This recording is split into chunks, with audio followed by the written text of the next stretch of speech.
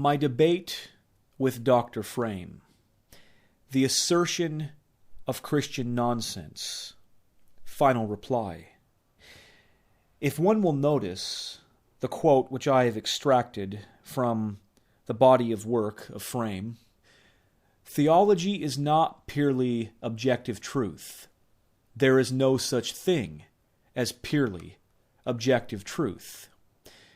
Which is, of course, an absurd statement for a theologian to be making. Now, in the footnote, I say, lest I be charged with taking Frame out of context, I have reproduced the quote in its entirety, which reads, "Objectivism continues to be a danger in Orthodox Christian circles. It is all too easy for us to imagine that we have a higher task than merely that of helping people. Our pride constantly opposes the servant model, and it is all too easy for us to think of theological formulations as something more than truth for people, as a kind of special insight into God Himself, which the biblical writers would have written about had they known as much as we. But no, theology is not purely objective truth. As we saw earlier, there is no such thing as purely objective truth, or brute fact. Our theologies are not even the best formulation of truth for people for all times and places. Scripture is that. The Doctrine of the Knowledge of God, page 80, P&R Publishing, 1987. Now, as the footnote says, please note, if Frame tries to argue that there is such a thing as purely objective truth, contrary to what he said, then we have to ask if Scripture, by which he means the Protestant canon, is purely objective truth. If so, then Frame's statement that there is no such thing as purely objective truth must clearly be false. So which one is it? Is the Protestant canon purely objective truth, or is there no such thing as purely objective truth? Even if Frame was seeking to make a contrast between a Christian worldview and a non-Christian worldview, the statement is still absurd because Frame believes that his worldview is true.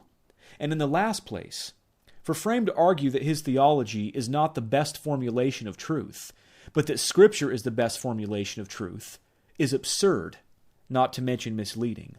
This assumes, among other things, that Scripture requires no interpretation, further presupposing its contingency, wax-nose subjectivity. That is, Frame is admitting that the objective nature of Scripture doesn't matter because everything deduced from it will never rise higher than subjectivity. But take it further. What does this mean regarding the objectivity of Scripture itself? If Frame's formulation of what he believes about Scripture is theological, then his idea that Scripture is objective is also theologically subjective.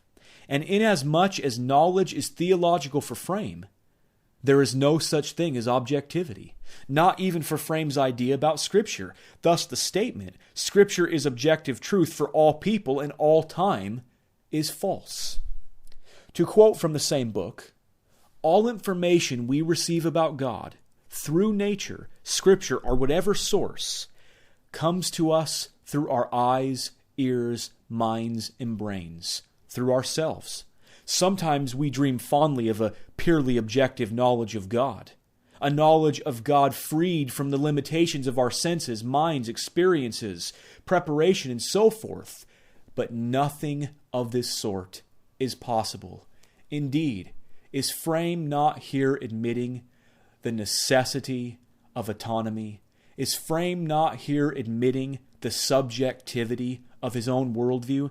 And the only question to be asked, after all of this talk of subjectivity and lack of objectivity towards Mr. Frame, is what, after all, is the point?